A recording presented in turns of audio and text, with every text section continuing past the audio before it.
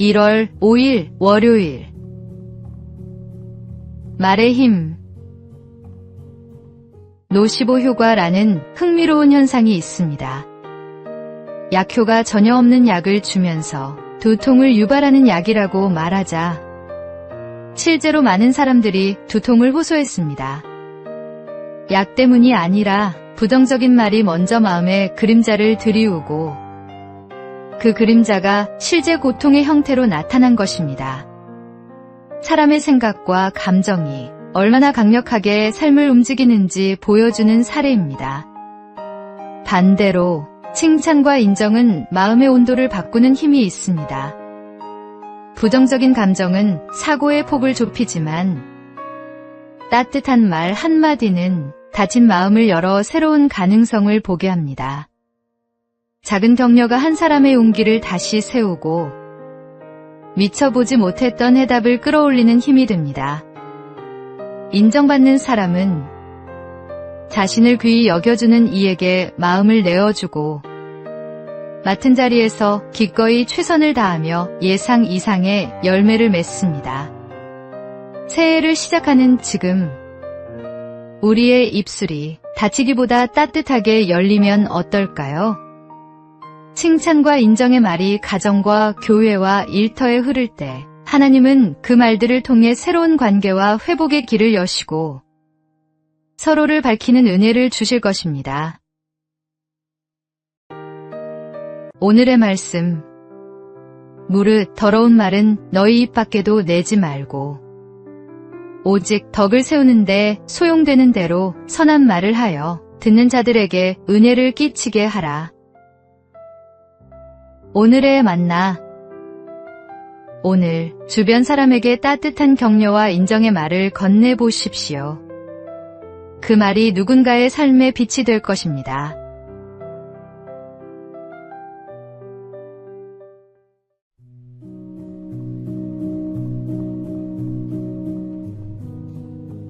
(1월 6일) 화요일. 50년의 기도. 조지 뮬러는 19세기 영국에서 고아의 아버지라 불린 인물입니다. 그는 철저한 기도로 수천 명의 고아를 돌보았습니다. 하나님을 의지하는 그의 삶은 많은 이들에게 도전이 되었는데 그가 가장 오래 끌어안고 기도한 제목은 고아원이 아니라 하나님을 떠난 5명의 친구였습니다. 뮬러는 이들을 위해 매일 이름을 불러가며 기도했습니다. 수년이 지나 3명이 하나님께 돌아왔지만 2명은 여전히 변화가 없었습니다. 사람들은 이제 그만해도 된다고 말했지만 그는 포기하지 않았습니다. 하나님께서 응답하실 때까지 기도하는 것이 믿음입니다. 그리고 오래 기다린 기도의 열매는 놀라운 순간에 나타났습니다.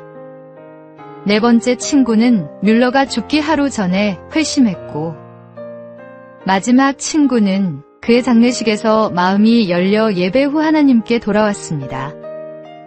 뮬러는 이 2 사람을 위해 무려 50년 동안 기도했습니다.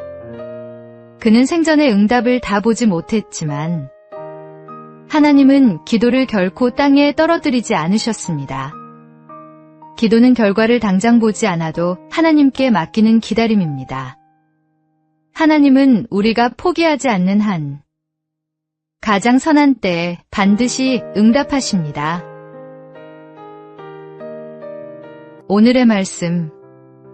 쉬지 말고 기도하라. 오늘의 만나.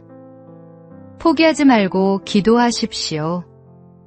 하나님은 가장 선한 때에 가장 좋은 방법으로 응답하십니다.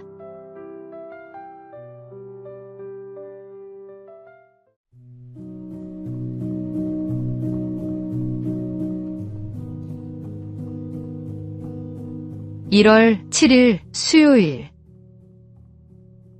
옷과 아이들. 어떤 사람이 먼 여행을 떠나며 종에게 당부했습니다. 내 아이들을 잘 돌보고 아이들의 옷도 잘 챙겨라. 여행을 마치고 돌아온 주인은 종에게 물었습니다. 아이들은 어디 있느냐? 종은 옷만 내밀며 대답했습니다. 주인님, 옷은 깨끗하게 세탁해 두었습니다. 다만 아이들이 어디 있는지는 잘 모르겠습니다. 주인은 크게 분노했고 종은 결국 그 집에서 쫓겨나고 말았습니다. 주인이 가장 소중히 여긴 것은 옷이 아니라 아이들이었기 때문입니다. 우리도 하나님 앞에 갔을 때 이렇게 말할지도 모릅니다. 주님, 저는 육체를 위해 열심히 살았습니다. 건강도 챙기고 지식도 쌓고 돈도 벌었습니다. 그러나 제 영혼은 잘 모르겠습니다. 이 땅에서의 많은 성취가 있어도 영혼을 잃어버린다면 무엇이 남겠습니까? 하나님께서 우리 삶을 보실 때 가장 중요하게 여기시는 것은 영혼의 상태입니다. 우리가 얼마나 편안하게 살았는지보다 얼마나 깊이 하나님과 동행했는지를 물으십니다. 오늘 하루 눈에 보이는 많은 일들 속에서도 가장 소중한 것인 내 영혼을 주님께 잘 맡기고 있는가를 다시 생각해 보아야 합니다. 오늘의 말씀. 너희 몸은 너희가 하나님께로부터 받은 바 너희 가운데 계신 성령의 전인 줄을 알지 못하느냐. 오늘의 만나. 육신의 일에 바쁜 오늘, 영혼을 돌보는 시간을 먼저 가지십시오. 그것이 가장 지혜로운 선택입니다.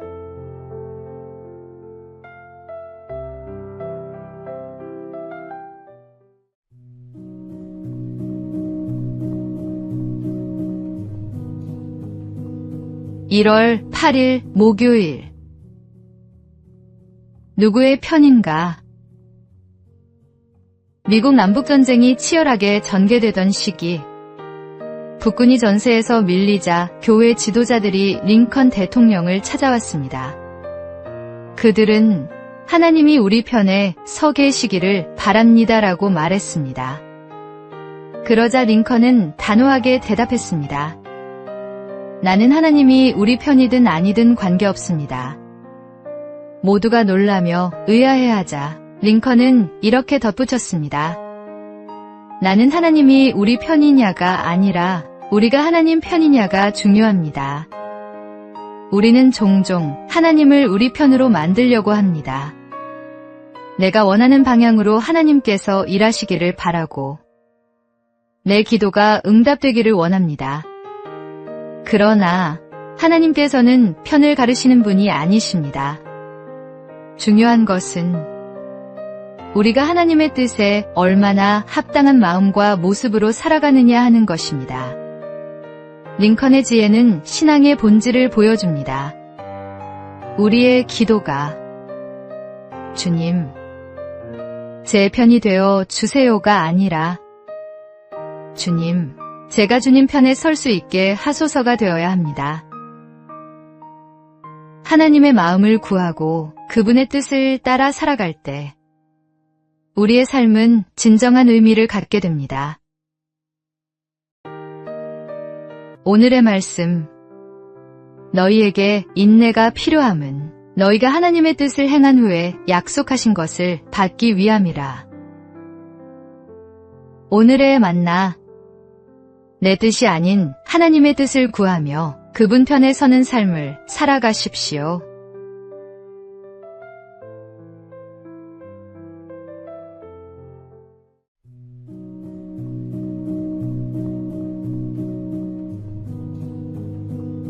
(1월 9일) 금요일.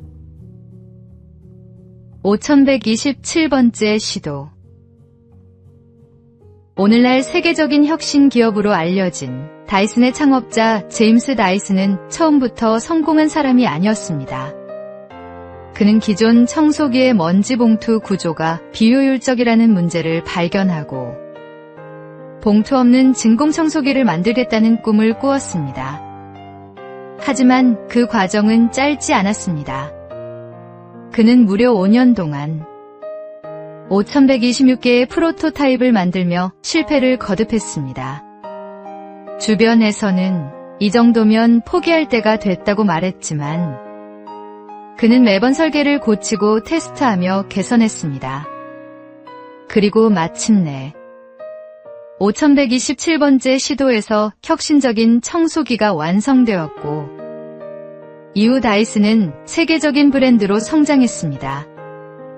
다이슨의 성공 요인은 단순한 운이 아니었습니다. 첫째, 장기적 투자로 시간과 노력을 꾸준히 쏟아부었습니다. 둘째, 철저한 조사와 분석으로 기존 구조의 문제를 깊이 연구했습니다. 셋째, 본질에 대한 집중으로 고객이 진짜 불편해하는 점을 해결하는 데 집중했습니다. 우리의 삶도 같습니다. 성공은 한순간에 오지 않습니다. 하나님께 맡은 자리에서 꾸준히 준비하는 사람에게 길이 열립니다. 오늘 내가 집중해야 할 것을 다시 점검해 보십시오. 작은 성실이 큰 변화를 만듭니다. 오늘의 말씀. 그러므로 내 사랑하는 형제들아 견실하며 흔들리지 말고 항상 주의 일에 더욱 힘쓰는 자들이 되라. 오늘의 만나. 실패를 두려워하지 말고 하나님께서 주신 일에 끝까지 충성하십시오. 끝까지 견디는 자가 승리합니다.